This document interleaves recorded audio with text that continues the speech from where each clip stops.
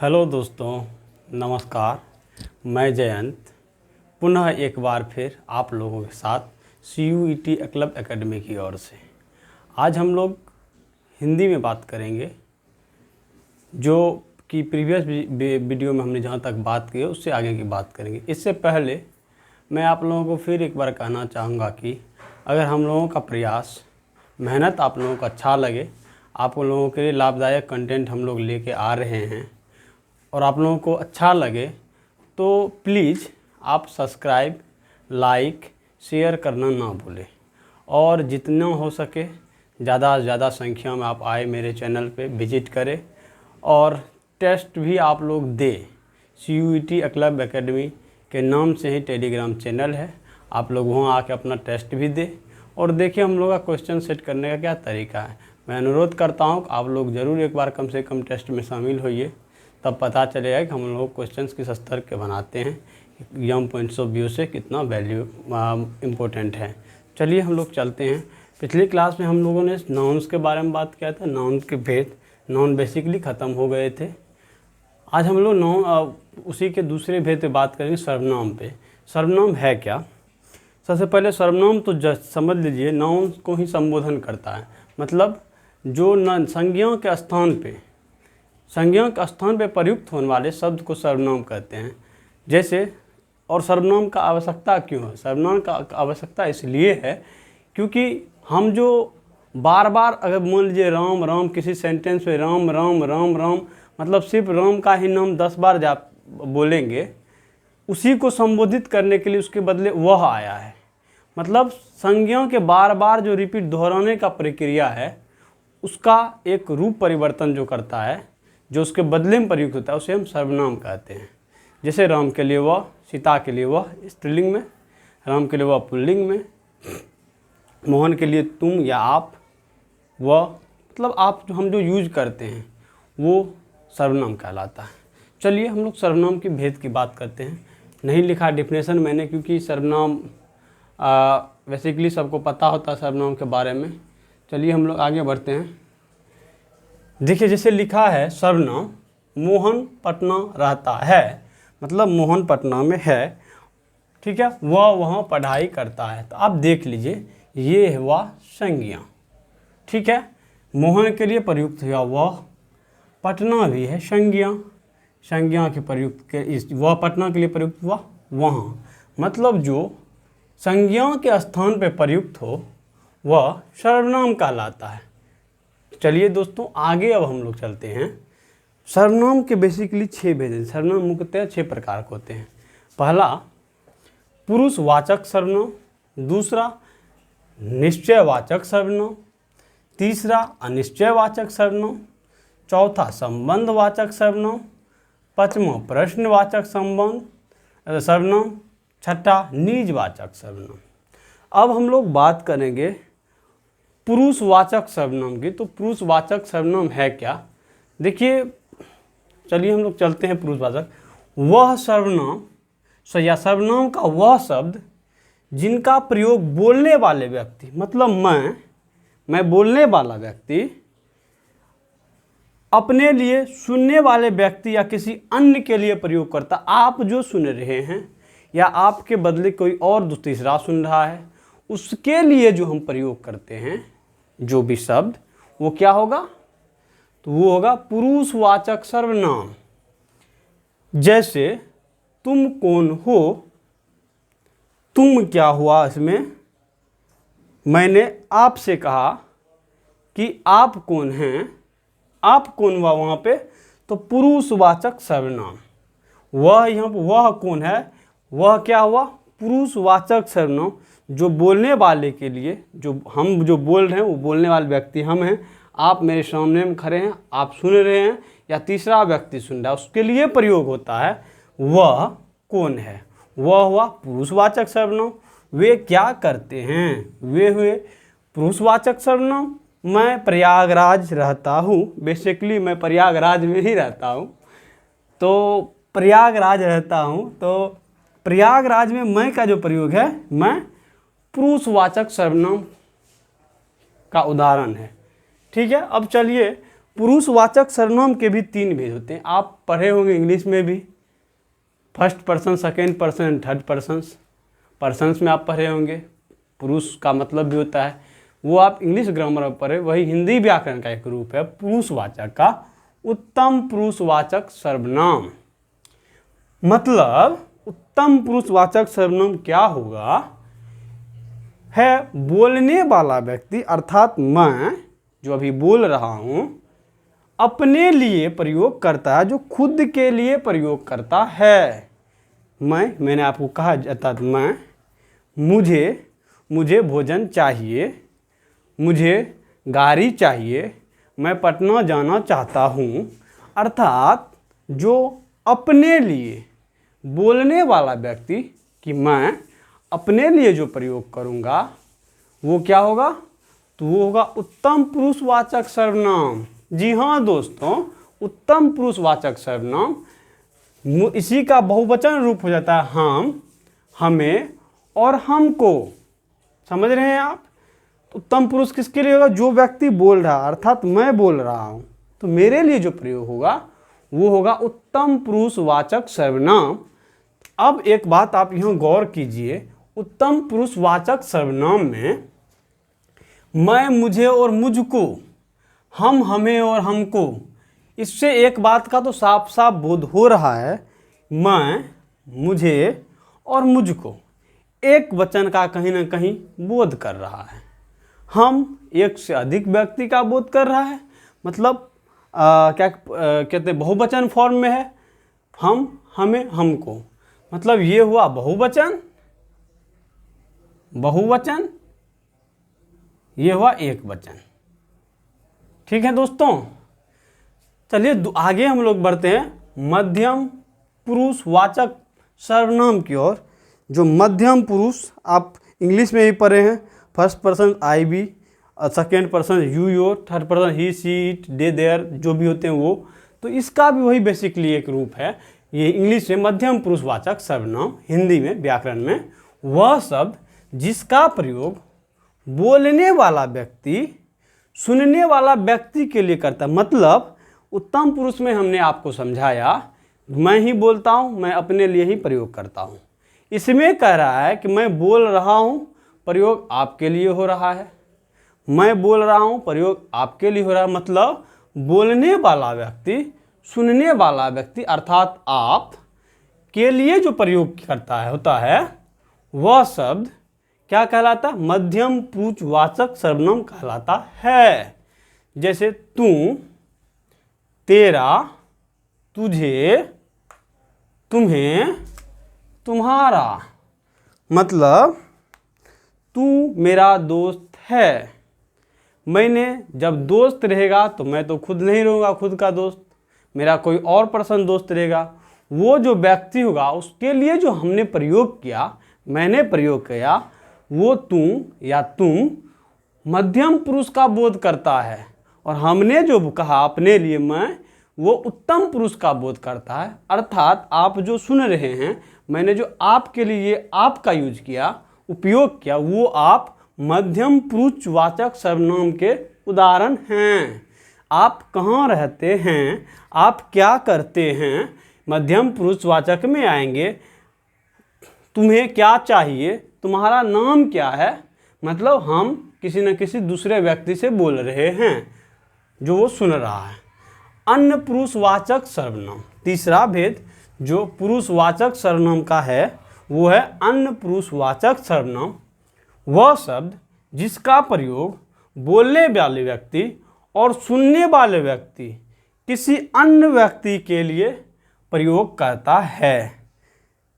क्या कह रहा है कि बोलने वाला व्यक्ति, मतलब अर्थात हम बोल रहे हैं, सुनने वाला व्यक्ति आप सुन रहे हैं, हम दोनों मिलके जब तीसरे या किसी अन्य पर्सन के लिए बात करेंगे तो वह अन्य पुरुषवाचक सर्वनाम समझा जाएगा। जैसे आप बोल रहे हैं कि यह आम है, और मैंने भी कहा यह आम है। यह जो प्रयोग हुआ इस आम वाले सेंटेंस में, वाक्य में, यह किसके लिए हुआ, तीसरे पर्सन के लिए हुआ। यह उसकी वॉच घड़ी है, वह उसका भाई है, मतलब हम दूसरे आदमी को बता रहे हैं राम जो है मोहन का भाई है, तो हम किसी और को बता रहे हैं और राम मोहन कोई और है, उसके लिए जो वह प्रयोग हो रहा है अन्य पुरुष के रूप में अन्य व्यक्ति के लिए, तो वो अन्य पुरुष वाचक सर्वनाम कहलाएगा। दोस्तों तो चलिए दोस्तों अब हम लोग आगे बात करते हैं। तो अगला है तीसरा निश्चयवाचक सर्वनाम। वह शब्द जो किसी व्यक्ति वस्तु का बोध कराता, मतलब बोल रहा निश्चयवाचक शब्द, इसी से देखिए आपको क्लियर हो रहा है निश्चयवाचक सर्वनाम। निश्चय मतलब निश्चित, वह सर्वनाम शब्द जो किसी वस्तु का बोध कराता हो, जैसे यह, वह, ये, वे। यह कलम राम की है, यह कलम राम की है। इसमें जो यह होगा, यह किसके लिए प्रयुक्त होगा? निश्चयवाचक सर्वनाम। वे गाड़ी मोहन की है, वे जो होगी वे निश्चयवाचक सर्वनाम का बोध कराएगा। वह घर श्याम का है, इसमें जो वह होगा वह कहीं ना कहीं निश्चितता को दर्शाता है कि वह घर श्याम का है। इसमें जो वह होगा वह किसके लिए? निश्चयवाचक सर्वनाम के लिए प्रयुक्त होगा। ऐसे सेंटेंस आपको देखने को एग्जाम में मिल सकते हैं। 4 ऑप्शंस रहेंगे। ऑप्शंस में ये रहेगा कि कौन सा उदाहरण या फिर कौन सा एग्जाम्पल या फिर ये कि निश्चयवाचक सर्वनाम का उदाहरण है। 4 ऑप्शंस रहेंगे, उसमें से एक ऑप्शंस ये भी रह सकता है। इस पे बना के सेंटेंस दिया रहेगा तो आप उसमें छांटिए, आपको जिस तरह बता रहे हैं उसका आप यूज कीजिए, प्रैक्टिस कीजिए, प्रैक्टिस सेट उठाइए, देखिए क्वेश्चन पूछा गया है। अब है अनिश्चयवाचक सर्वनाम कहने से पहले ही दर्शा दिया जिसका कोई निश्चितता नहीं हो, अर्थात वह अनिश्चय, निश्चित नहीं हो, अनिश्चित हो, उसे हम अनिश्चयवाचक सर्वनाम कहते हैं। वे सर्वनाम शब्द जो अनिश्चित व्यक्ति या वस्तु का बोध कराता हो उसे हम क्या कहते हैं? अनिश्चयवाचक सर्वनाम कहते हैं। जैसे कोई, कुछ और किसी। मतलब ये समझिए, सेंटेंस से समझिए। सेंटेंस लिख लीजिए कि आपके घर में कोई आता है, तो कोई बोल रहा है कोई आपको बुला रहा है। यहाँ पे निश्चितता है कि वह व्यक्ति क्या है, उसका क्या नाम है? नहीं। और निश्चित है कोई में कोई हो, राम मोहन, सीता, गीता, रीता, कोई भी हो सकते हैं। इसलिए अनिश्चितता की बोध कोई के फॉर्म में, कोई का मतलब कोई भी हो सकता है, मुझे उसके बारे में पता नहीं है तो अनिश्चित हुआ। वैसे ही चाय में कुछ गिरा है, क्या गिरा है मुझे नहीं पता, अनिश्चित है, लेकिन चाय में कुछ गिरा है। यहाँ जो कुछ शब्द होगा, ये जो कुछ शब्द होगा, ये अनिश्चितता को बोध कराता है। सॉरी, किसी शब्द होगा, ये अनिश्चितता को बोध कराता है।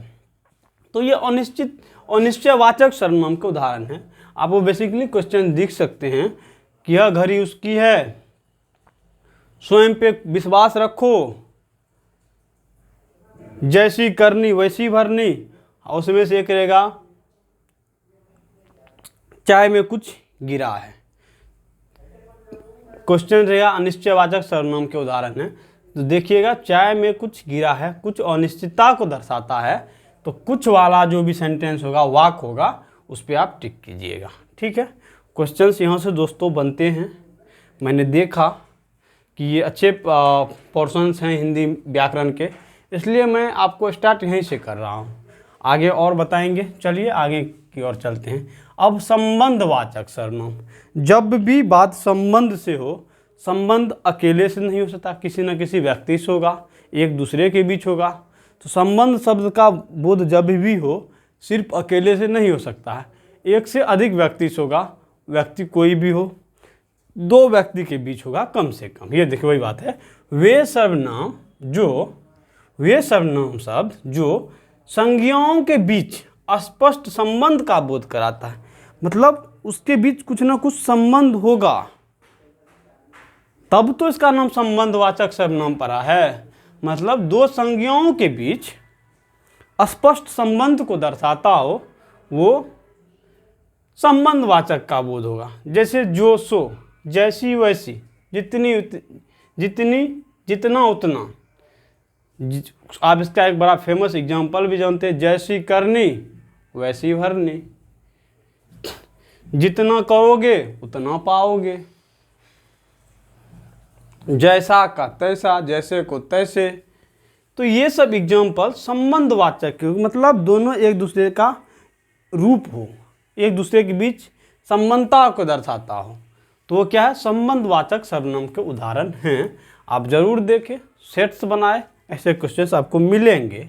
मैंने प्रीवियस वीडियो में भी जो पढ़ाया है, पिछली वीडियो को भी देखें, वो सब इससे कोरिलेट करे, सबको जोड़े और फिर एक जगह लाए, तो क्वेश्चंस बेसिक रूप में निश्चित रूप से क्वेश्चंस यहाँ से देखने को मिलेगा आपको प्रीवियस ईयर में।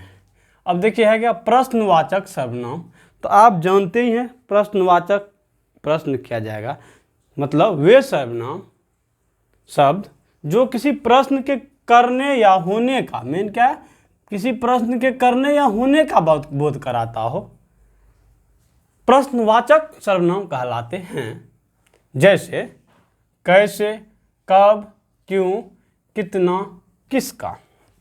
मतलब एग्जाम्पल से, उदाहरण से और क्लियर होगा। तुम कहाँ रहते हो, आप कहाँ रहते हैं, यह कितने रुपए किलो है, वह क्यों रो रहा है। तो प्रश्न का बोध होता है दोस्तों। जी हाँ दोस्तों, यहाँ देखिए प्रश्न किया जा रहा है, कुछ ना कुछ पूछा जा रहा है, जिसके प्रति बोल रहा है, करने या होने का बोध हो रहा है, तो वो प्रश्नवाचक सर्वनाम कहलाएंगे। निजवाचक सर्वनाम वे सर्वनाम शब्द, छठा रूप सर्वनाम का निजवाचक सर्वनाम, वे सर्वनाम शब्द जिनका प्रयोग व्यक्ति के द्वारा सुनते ही निजता का अधिकार। आप इंडियन कॉन्स्टिट्यूशन में भी पढ़े होंगे, निजता का अधिकार, ठीक है। तो वही बात है, निजता का अधिकार सिर्फ और सिर्फ आपको प्रोवाइड किया जाता है, दूसरे को मतलब उसके लिए है। निजता मतलब खुद के लिए, स्वयं के लिए, ना किसी और के लिए। मतलब निजता, जब निजवाचक सर्वनाम की बात करें, खुद की बात करेंगे, स्वयं की बात करेंगे। निजवाचक सर्वनाम वही है, वे सर्वनाम शब्द जिनका प्रयोग व्यक्ति के द्वारा स्वयं कार्य करने का बोध कराता हो, निजवाचक सर्वनाम कहलाता है। एग्जाम्पल, स्वयं, खुद, अपने आप, स्वतः। इसका और एक एग्जाम्पल सुन लीजिए। खुद पे विश्वास रखो, खुद पर विश्वास रखो, काम स्वतः ही बन जाएगा। खुद पर विश्वास रखो, काम स्वतः ही बन जाएगा। ये जो खुद हुआ उदाहरण में, ये खुद किसका, निजवाचक सर्वनाम का उदाहरण हुआ। स्वतः हुआ, ये स्वतः निजवाचक सर्वनाम का उदाहरण हुआ। आपको क्वेश्चंस मिल सकते हैं, प्रश्न देखने को मिल सकते हैं, स्वयं डाल के किसी उदाहरण में 4 ऑप्शन दे देंगे, बोलेंगे निजवाचक सर्वनाम का उदाहरण है। तो दोस्त इसको पढ़े, अच्छा से देखे और रिवीजन ज़्यादा से ज़्यादा करें। और एक बात, आपका जो हम प्रयोग करते हैं, नोट में रख ले, नोट। आप शब्द का जो हम प्रयोग करते हैं, आप सर्वनाम का जो हम प्रयोग करते हैं, वो उत्तम पुरुषवाचक सर्वनाम, मध्यम और अन्य, तीनों रूपों में हम आपका प्रयोग कर सकते हैं। ठीक है दोस्तों। तो दोस्तों आप हम लोगों के साथ बने रहे, वीडियो को ज़्यादा से ज़्यादा लाइक सब्सक्राइब करें। मैं ये फिर कहना चाहूँगा, अगर आप लोगों का प्यार हम लोगों के साथ रहा तो आप लोगों के लिए हम लोग काफ़ी अच्छे टेस्ट सीरीज लाएंगे टेलीग्राम के माध्यम से। प्रीवियस ईयर से क्वेश्चंस रहेंगे और काफ़ी आपके लिए हेल्पफुल रहेंगे। सारे सब्जेक्ट के क्वेश्चंस भी आपको देखने को मिलेंगे, लेकिन आपका भी सहयोग हमें चाहिए। कम से कम आप टेलीग्राम पे आके जुड़िए, कमेंट कीजिए हमारे ग्रुप में, या हम जो क्वेश्चंस पढ़ा रहे हैं कि आपको क्या दिक्कत है, उसके बाद हम लोग इस पर चर्चा करेंगे, फिर और बेहतर करने की कोशिश करेंगे। तो दोस्तों धन्यवाद, नमस्कार।